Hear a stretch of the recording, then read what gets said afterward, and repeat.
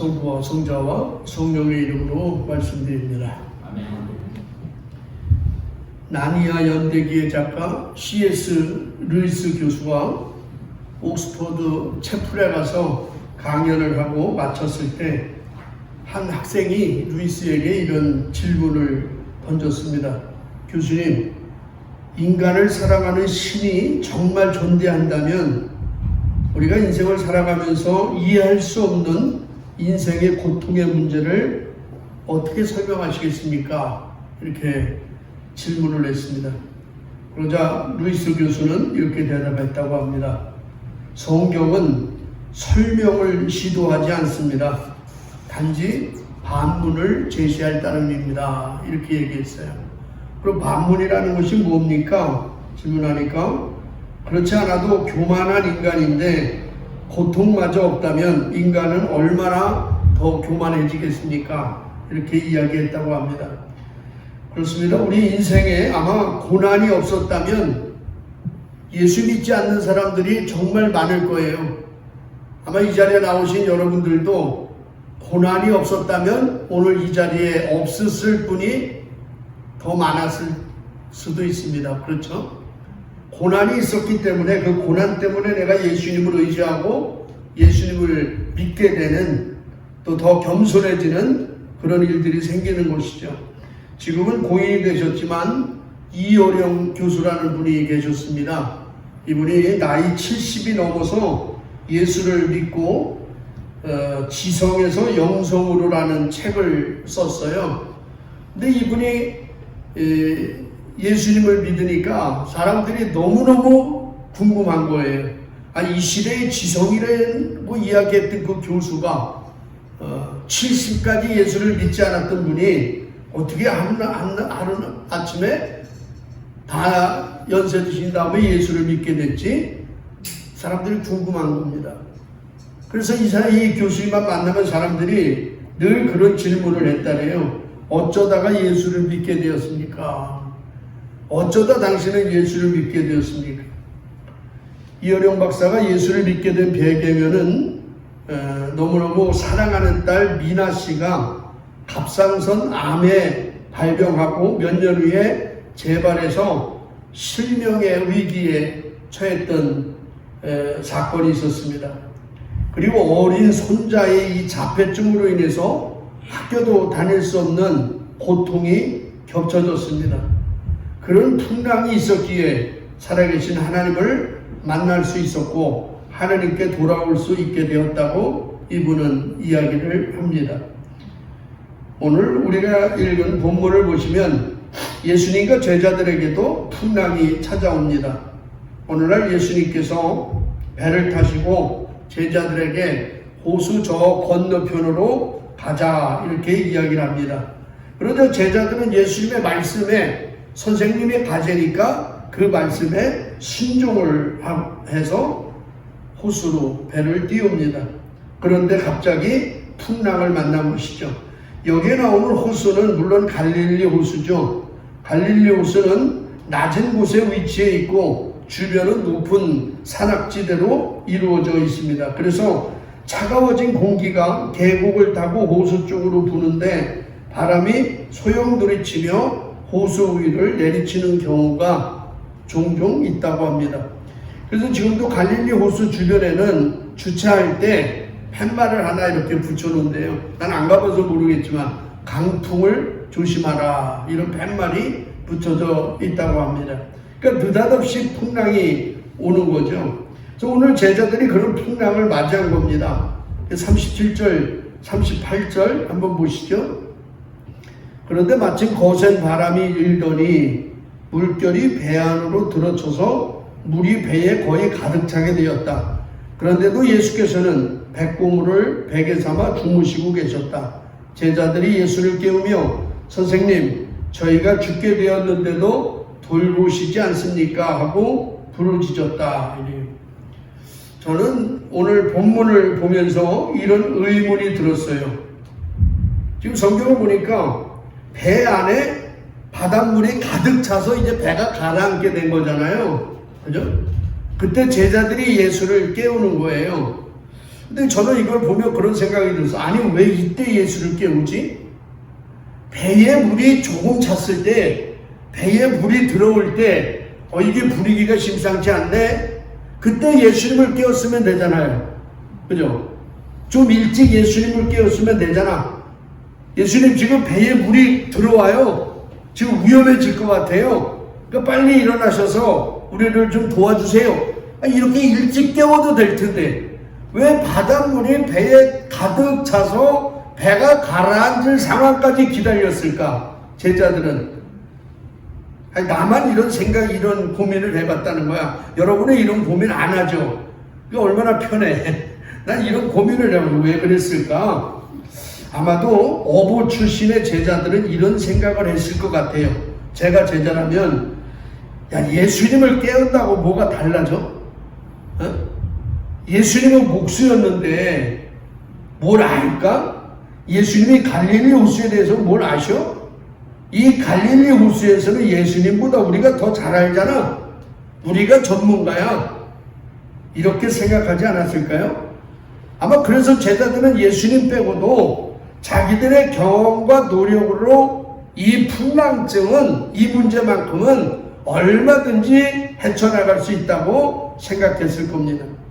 자기의 힘으로 풍랑의 문제를 해결해 보려고 하는 거죠. 조금 있는 지식으로, 짧은 삶의 경험으로 해결해 보려고 노력합니다. 그런데 이게 안 돼요. 이건 실패하잖아요. 문제가 해결이 안 돼요. 우리도 살아가면서 그럴 때 많잖아요. 예수님이 뭐 자식 교육을 할까? 자식도 없었는데 예수님은? 굳이 내 자식의 문제를 예수님한테 기도해야 돼? 예수님이 알아? 예수님이 이런 사업을 알아? 바울 아버지는 그죠? 예수님이 그걸 사업을 해봤어? 직원 관리를 해봤어? 사업에 문제가 있고 직원에 문제가 있고 이런데도 우리는 예수님을 깨우지 않을 때가 있어요. 예수님이 뭘 알아? 예수님이 부동산을 알아? 땅을 알아? 코인은 알아? 주식은 알아? 예수님을 전혀 깨우지 않아. 문제에 간섭시키질 않아요. 이런 생각을 하면서 주무시는 예수님을 깨우지 않고 우리도 어쩌면 오늘 제자들처럼 내 힘으로 모든 문제를 해결하려고 할 때가 있다, 이 말입니다. 지금 예수님은 제자들과 함께 배 안에 같이 있는 거예요. 그 안에서 뭐예요? 주무시고 계셨다, 성경은 이래요. 제자들은 풍랑에 배가 침몰할 것 같아 살려달라고 아우성을 치고 있어요. 지금 상황이 정말 극명하게 대두되잖아요. 풍랑이 부는데 예수님은 백고물을 베고 편하게 주무시고 계셔. 제자들은 죽을 것 같아서 배가 이제 침몰할 것 같으니까 난리 치고 있습니다. 상황이 너무 대조적이야. 한쪽에서는 평안히 잠을 주무시고 똑같은 환경 속에서, 환경이 다른 게 아니잖아요. 똑같은 환경 속에서 예수님은 잠을 주무시고 제자들은 두려워 난리가 나요. 그죠? 우리도 이런 상황 많아. 똑같은 환경인데 어떤 사람은 그냥 너무 평안하게 지내. 아무 근심 없이 지내. 근데 어떤 사람은 똑같은 환경 속에서 난리가 나요. 아우성을 쳐요. 죽을 것 같다고 얘기합니다. 똑같은 거예요. 근데 주무시는 예수님과 두려워 떠는 제자들, 여러분 여기 어떤 차이가 있습니까? 무슨 차이가 있을까요? 어떻게 예수님은 그런 상황 속에서도 잠을 잘 수 있었을까? 저는 뭐 다른 이유는 모르겠어요. 이 차이가 뭘까? 저는 믿음의 차이라고 봅니다. 믿음의 차이예요. 예수님은 하나님에 대한 확실한 믿음이 있었기에 두려움이 없는 거예요. 하나님이 나와 함께 계시고 내가 하나님의 자녀고 사랑받는 자녀야. 하나님이 이 상황 속에서, 이 풍랑 속에서 나를 버리시겠어? 믿음이 있는 거예요. 믿음이. 그래서 풍랑 가운데서도 태평하게 주무실 수 있었던 것입니다. 그러나 제자들에게는 그런 믿음이 없어요. 하나님에 대한 믿음이 없는 거예요. 그러니까 아우성을 치며 두려워 떨고 있는 겁니다. 그렇습니다. 여러분, 두려움은요, 그러니까 외적 상황이 아니에요. 두려움은 외적 상황보다는 내적 결함, 다시 말해서 하나님에 대한 확고한 믿음이 부족하기 때문에 찾아오는 현상이에요. 똑같은 상황 속에서도 똑같은 외적 상황 똑같잖아요. 그런데 예수님은 편안히 주무셔. 제자들은 난리쳐. 그래서 믿음의 반대말이 두려움이에요. 아무리 외적인 현상과 상황이 어려워도요, 두려워하지 않는 사람은, 믿음이 있는 사람은 두려워하지 않습니다. 오늘 우리가 읽은 일독서 사무엘상 17장을 보시면 블레셋의 장수 골리앗이 이제 나타나죠. 여러분 다 아시잖아. 다윗과 골리앗, 그죠? 골리앗이 나타납니다. 그런데 이 골리앗 때문에 사울과 유대 백성들은 두려워서 떨어요. 그런데 그 골리앗 때문에 사울은 두려워하지만 다윗은 담담해. 상황을 보고 한 사람은 두려워해요. 그러나 다윗은 두려움이 없어. 뭐의 차이예요? 믿음의 차이라니까. 믿음의 차이야. 골리앗이 등판하잖아. 사울은 두려워서 안절부절해. 왜냐? 너무너무 힘이 세니까. 외형적으로 키도 뭐 2m가 넘으니까. 근데 거기에 맞서서 다윗이 싸우려 나가겠다고 이야기를 합니다. 그래도 사울이 말리잖아. 야, 너 같은 꼬마놈이 뭘 나가서 싸워. 그때 다윗이 이렇게 고백해요. 34절 17장 34절 35절 보면 다윗이 자기 뜻을 굽히지 않고 자기의 경험을 얘기해요. 자기가 아버지의 양을 칠 때 양 새끼를 한 마리도 잃지 않았다는 거야. 자기는. 그래서 사자나 늑대가 와서 양 새끼를 훔쳐가면, 양을 물고 가면 자기는 끝까지 쫓아가가지고 그 양을 그 아가리에서 빼내서 그 양 새끼를 자기는 구했다는 거예요. 그리고 사자의 이 턱수염을 잡고 사자를 업어치겠다는 거 아니야? 때려 죽였다는 거예요. 대단한 거예요. 여러분, 이게 어떻게 가능합니까? 어린 소년이 그 사자의 고양이가 아니야. 착각하지 마세요. 지금 고양이가 아니에요. 사자의 물고 가는 양을 가서 아가리에서 그걸 빼내고 턱수염을 잡아가지고 업어치기를 해가지고 사자를 죽였대. 여러분, 이게 어떻게 가능한 일이야? 이런 일이. 이게 거의 불가능한 거 아니에요, 진짜? 근데 자기는 그랬다는 거야. 이게 어떻게 가능해요? 세상에 우리가 TV 보다 보면 세상에 이런 일이, 이런 프로그램도 있잖아요. 아니면 뉴스에도 있어요. 근데 정말 기적적인 일이 발생할 때가 있어. 외국에서 어느 아이가 자동차에 깔려 있는데, 자기 아들이, 엄마가요 혼자 그 차를 들어가지고 그 아이를 구한 사건도 있잖아. 그런 거 많이 듣죠. 근데 이게 나중에 들어보라면 못 들어요. 못 들어.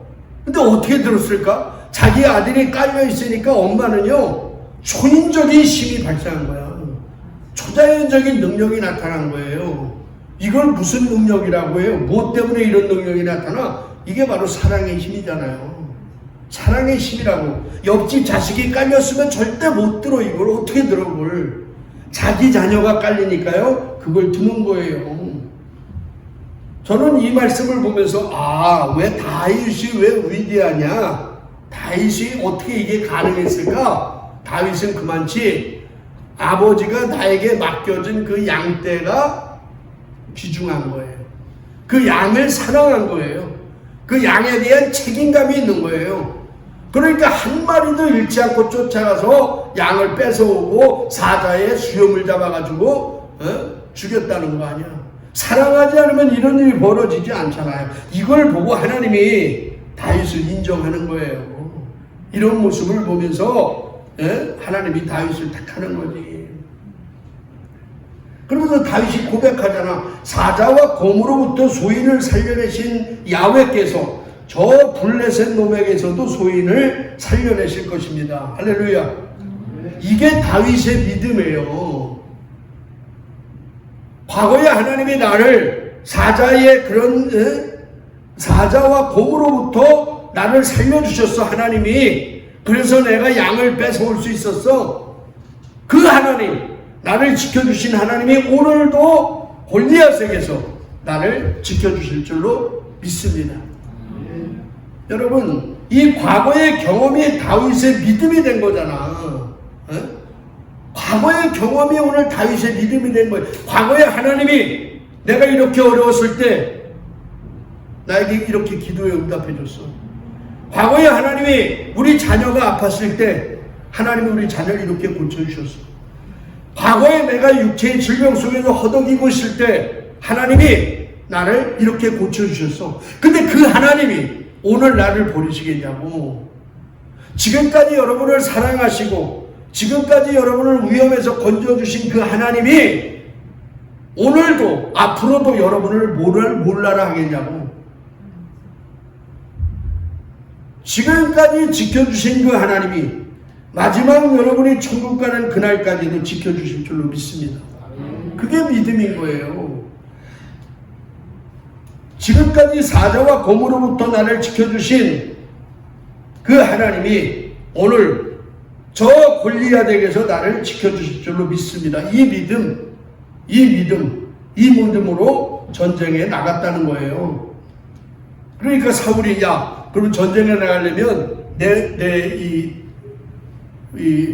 투구와 갑옷을 입고 내 칼을 가지고 나가라 하고 그걸 또 입혀주잖아요. 근데 맞나? 소년한테 사울은 키가 크잖아요. 맞질 않아. 너무 거슬리는 거예요. 거치장한 거예요. 그래서 그것을 벗고 자기 것으로 무장하자. 자기 것이라는 게 뭐야? 그냥 요즘 날리면 이거 새총 하나랑 돌 5개. 그거 가지고, 왜냐면 그건 자기가 평상시에 쓰던 무기잖아. 양을 지키면서 쓰던 무기예요. 그걸 가지고 나가잖아. 그러니까 나에게 안 맞는 것을 가지고 싸우면 지는 거예요. 나에게 맞는 걸 가지고 싸워야 돼. 내 것 가지고 싸워야 이기는 거예요. 자기가 잘할 수 있는 것으로 싸워야 이기지, 자기가 못하는 것 가지고 싸우면 우리 질 수뿐이 없잖아. 내가 자유로워야지, 그죠? 내가 자유로워야 돼. 신앙도 마찬가지예요. 교회도 마찬가지예요. 우리가 잘할 수 있는 걸 가지고 싸워야 이기지, 못하는 걸 가지고 할 필요가 없잖아요. 그리고 45절에 다윗이 이렇게 마지막으로 고백해요. 이 골리앗에게 그럽니다. 너는 칼을 차고 창과 표창을 잡고 나가지만 나는 만군의 야훼의 이름을 믿고 나온다. 칼과 창과 표창을 믿지 않고 오직 하나님만 의지한다는 거잖아요. 너희들은 칼과 창과 표창을 믿지만 나는 뭘 믿어? 하나님을 믿어. 여러분, 이것이 다윗의 믿음이며 오늘 제자들과 우리에게 동일하게 요구하시는 그런 믿음인 줄로 믿습니다. 그렇습니다. 우리가 인생을 살다 보면 주님이 보이지 않고 홀로 풍랑에 맞서야 되는 상황을 맞을 때가 있어요. 인생의 위기에 봉착하면 여러분, 아무도 내 곁에 없어요. 내 곁에 없습니다. 나랑 그렇게 친했던 친구, 나랑 그렇게 다정했던 동생, 내 곁에 없어요. 인간은 홀로 서는 거야. 풍랑 앞에서. 심지어 남편이나 아내가 옆에 있지만 전혀 도움되지 않고요. 홀로 그 풍랑을 맞서야 할 때가 있어요. 그러나 이때 우리가 기억해야 할 것이 있어요. 지금 호수 저 건너편으로 가자 이렇게 얘기한 것은 예수님이에요. 내가 얘기한 게 아니야. 예수님이 가자고 한 거예요. 그 길을. 그렇다는 것은 뭐예요? 주님이 다 계획이 있다는 거잖아요. 주님이 가자고 해놓고 우리를 죽이시겠어? 주님이 여러분을 나와 함께 가자 해서 오늘 이 자리에 나왔는데 여러분 몰라라 하겠냐고. 주님의 계획이 있는 거예요. 그런데 우리는 주님을 바라보지 않습니다. 예수님이 분명히 나와 함께 배 안에 계심에도 불구하고 풍랑을 무서워하고 파선을 걱정합니다. 왜요? 두렵기 때문이에요. 두렵기 때문이에요. 그러나 두려움은 외적 상황에서 오는 것이 아니고 내적 요인, 즉 우리 마음속에 믿음이 없어서 생긴다는 사실을 늘 여러분 기억하시면서 살아가시기 바라요. 여러분 마음속에 두려움이 생기면 지금 외적인 이런 상황 때문에 내가 두려워하는 게 아니야. 내 안에 믿음이 없구나. 믿음이 떨어졌구나. 이렇게 생각하시면 된다는 거지. 실제로 우리가 살아가면서요, 만나는 풍랑은 두 가지입니다. 두 가지예요. 첫째는 내가 잘못해서 만나는 풍랑이 있어요. 그죠? 내가 잘못해. 다시 말해서 하나님께 불순종해서 만나는 풍랑, 아니면 내가 실수해서 만나는 풍랑도 있잖아요. 갑자기 평안하게 잘 살다가 누가 뭐 저쪽 그 주신 거 하나 좋다고 얘기하니까 엄한 주식 사가지고 돈 다 날리고 경제적으로 힘들어하는 그런 사람들도 있잖아요. 코인 열풍이 드니까 그냥 은행에서 대출 받아가지고 코인 사가지고 또 힘들어하는 사람 있잖아요. 어디 땅 사놓으면 떼돈 번대더라 하니까 거기다 땅 살았다가 돈 묶여서 또 힘들어하는 사람도 있잖아요. 많아요. 내 실수 때문에 힘들어할 때가 있어. 구약성경을 보면 요나서가 있잖아요. 요나서의 내용이 뭐야? 아시아를 가서 니느웨에 가서 복음을 전해라. 회개하라고 외쳐라. 근데 요나는 니느웨로 가기 싫은 거예요. 그 말씀에 불순종해가지고 요바로 도망가잖아요. 요바에서 배를 타고 가다 풍랑을 만나고 바닷속에서 죽을 뻔하다가 회개하고 다시 니느웨로 가서 복음을 전합니다. 사람은요, 언제 회개하냐? 풍랑을 만나야 회개해요. 우리가 그렇게 겸손한 인간들이 아니야. 일이 잘 되는데, 자식도 다 잘 되고, 사업도 잘 되고, 건강 충만하고, 돈도 많죠? 회개합니까? 회개해요, 솔직히? 회개하기 힘들어요. 정말 풍랑을 만났을 때, 풍랑 앞에 섰을 때 사람들은 회개하는 거예요. 여러분, 죄에는요 항상 결과가 있어요. 죄에는 결과가 있어요. 난 그렇게 봐. 나는. 왜냐면 사무엘하 15장을 보면 다윗의 아들이, 다윗이 정말 사랑하는 아들이 하나님의 징계를 받고 죽어요. 근데 다윗이 이 아들이 아프니까 하나님 앞에 살려달라고 7일 동안을 금식 기도를 해. 아들을 하나님 살려주세요. 살려주세요. 근데 다윗이 이렇게 기도했는데도 불구하고 이 아들이 죽습니다. 이 아들이 죽어요. 근데 그 죽은 이유가 뭐냐면 다윗의 간음의 결과야. 밧세바와의 간음의 결과로 이 아들이 죽어요. 하나님이 죽이는 거지. 하나님이 다윗의 죄는 용서했어요. 죄는 용서했어. 그러나 그 결과는 남아있다는 거야. 죄의 흔적은 있는 거예요. 왜냐하면 하나님은 용서하시는 사랑의 하나님이기도 하지만 공의의 하나님이기도 해요. 그래서 그 흔적이 있다는 거야. 그러므로 불순종으로 인하여 지금 여러분의 삶 속에 풍랑이 일어나고 있다면 해결 방법은 한 가지입니다. 단 한 가지예요. 뭐예요? 하나님께 회개하고 돌아오는 거예요. 그 방법 외에는 없어. 내가 잘못해서 내가 불순종으로 인해서 지금 내가 풍랑 속에 있다면, 여러분의 삶이 정말로 풍랑 안에 있다면 하나님 앞에 회개하는 거예요. 하나님, 내가 잘못 선택했습니다. 하나님, 내가 잘못했습니다. 하나님 안으로 들어오는 거예요. 그 설명이 뭐예요? 탕자의 비유잖아요. 탕자의 비유. 성경의 가장 위대한 비유가 탕자의 비유야. 아버지를 떠났던 그 아들, 재산 다 말아먹고 끼니조차 없어서 돼지 먹는 그 돼지 어염 열매를 먹고 살다가 아버지께 돌아오니까 한순간에 먹는 게 해결돼 뿌려. 할렐루야. 한순간에 지위가 해결돼 뿌려. 그냥 회복이 되는 거예요. 노력 안 해도. 아버지께 돌아오면 먹을 것이 회복이 돼요. 지위가 회복이 돼요.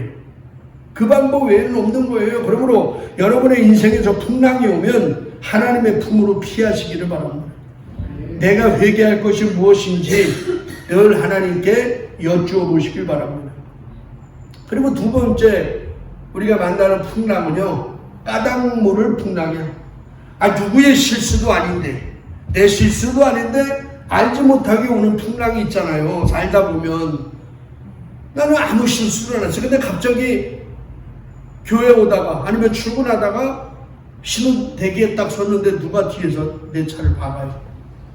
교통사고가 나. 걸어가다가 그냥 교통사고를 당해요. 갑자기 건강했었는데 병원에 가서 건강검진 받는데 질병이 찾아와요. 잘 다니던 직장에서 명퇴를 당합니다. 공부 잘하던 아이들이 방황하기 시작해요. 이거는 갑자기 찾아오는 거예요. 살다가 까닭모를 이룬 풍랑들이 찾아옵니다. 성경은 이걸 뭐래? 갑자기 밤에 찾아오는 친구라네. 예? 갑자기 밤에 찾아오는 친구가 빵 3개만 날라리잖아요. 올 줄 몰랐잖아, 이 친구가. 이런 풍랑의 친구들이 우리를 찾아올 때가 있어요. 우리는 왜 우리의 삶에 인상의 풍랑이 찾아오는지 모릅니다. 그러나 분명한 사실은 그 풍랑을 통해서 하나님이 우리에게 요구하시는 게 있다는 거예요.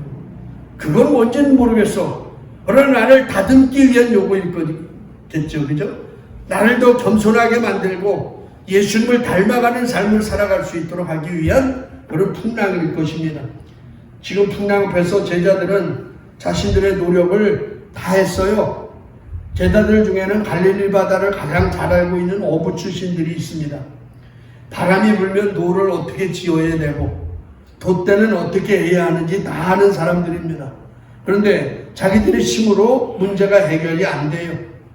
그래서 예수님을 지금 깨웁니다. 여러분, 우리도 이것을 인정해야 됩니다. 내 힘으로 안 되는 것이 있다는 거예요. 사람들은요, 노력하면 다 되지? 천만의 말씀입니다. 노력하면 다 되는 게 어디 있어요? 노력해도 안 되는 게 인생이에요. 노력으로 안 되는 게 있구나, 이걸 알면서 살 줄 알아야 돼요. 이것을 깨달을 때 우리는 예수님을 찾게 되는 거예요. 내가 이렇게 노력하고 내가 이렇게 힘썼는데도 안 되는 게 있구나. 그래서 예수님의 도움을 청해야 되는구나. 이걸 깨닫는 거죠. 근데 이걸 깨닫지 못하고 사람들이 풍랑 속에서 힘들어하는 거지. 오늘 제자들은 자신들이 할 수 없다는 사실을 깨닫고 이제 주무시는 예수님을 깨워요. 어떻게 깨우죠? 38절 하반절 봅니다. 제자들이 예수를 깨우며 선생님, 저희가 죽게 되었는데도 돌보지 않습니까? 하고 부르짖었다. 어떻게 했다고요? 부르짖었다. 뭐예요? 선생님, 저기 아저씨 큰일 났어요. 지금 배에 물이 들어와요. 큰일 났어요. 죽을 것 같아요. 우리 좀 도와주세요. 이랬다는 거예요? 이게 아니죠. 이랬으면 부르짖었다고 얘기하진 않잖아. 부르짖은 거예요. 그냥 선생님이 큰일 났어요. 살려주세요. 부르짖은 거예요. 이 부르짖음이란 뭐예요? 간절함을 표현하는 거잖아. 간절한 거예요. 저와 여러분에게도 풍랑 앞에서, 문제 앞에서 여러분 간절히 부르짖기를 주님의 이름으로 축복합니다. 간절해야 돼. 기도할 때도 간절해야지. 제자들이 예수님을 깨우니까 예수님께서 일어나셔서 어떻게 해요? 39절 같이 한번 볼게요. 39절 시작.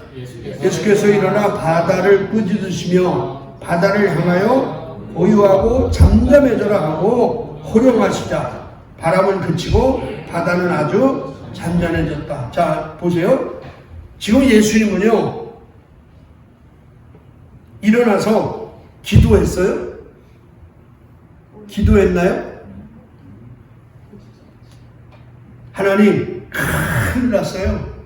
제자들이 지금 배에 물이 차들어가지고요, 배가 지금 침몰하려래요. 제자들이 다 죽을 것 같아요. 하나님 도와주세요.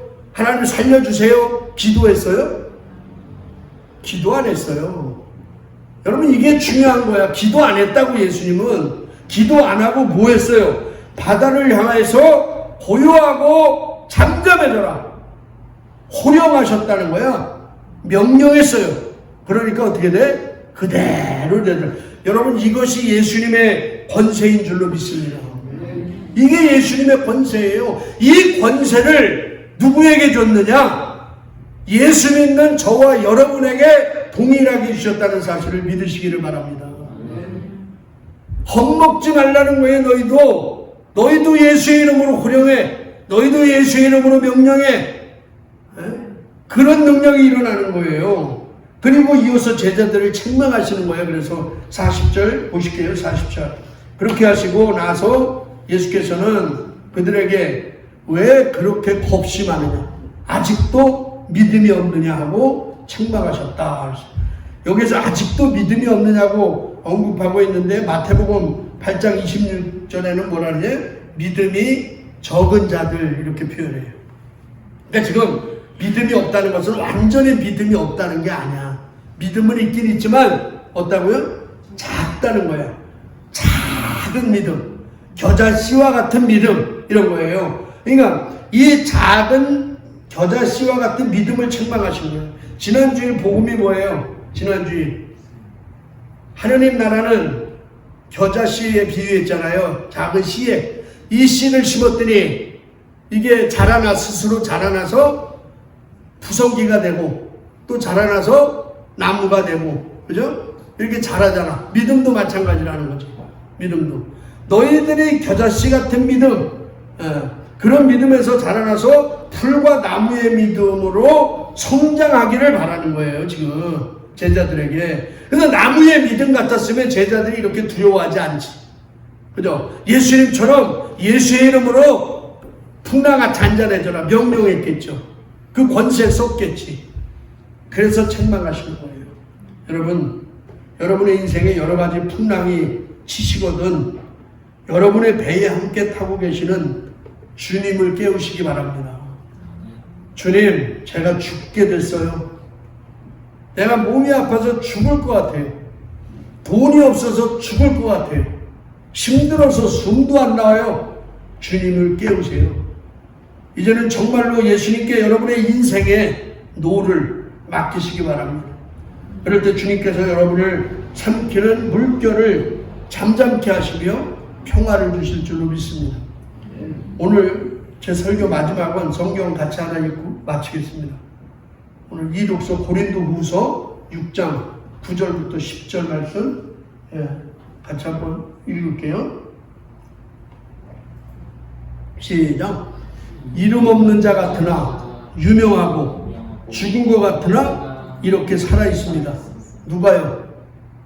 누가? 저와 여러분이. 예수 믿는 사람은요, 죽은 것 같지만 살아있는 사람이야. 아멘. 아멘 안 하신 분은 그냥 죽으시기 바랍니다. 또 아무리 심한 벌을 받아도 죽지 않으며 슬픔을 당해도 늘 기뻐하고 가난하지만 많은 사람을 부유하게 만들고 아무것도 가진 것이 없지만 사실은 모든 것을 가지고 있습니다. 누가요? 우리가. 날마다 우리 안에 주무시는 예수님을 깨우는 사람의 삶이 이와 같음을 믿으시기 바랍니다. 성부와 성자와 성령의 이름으로 말씀드렸습니다.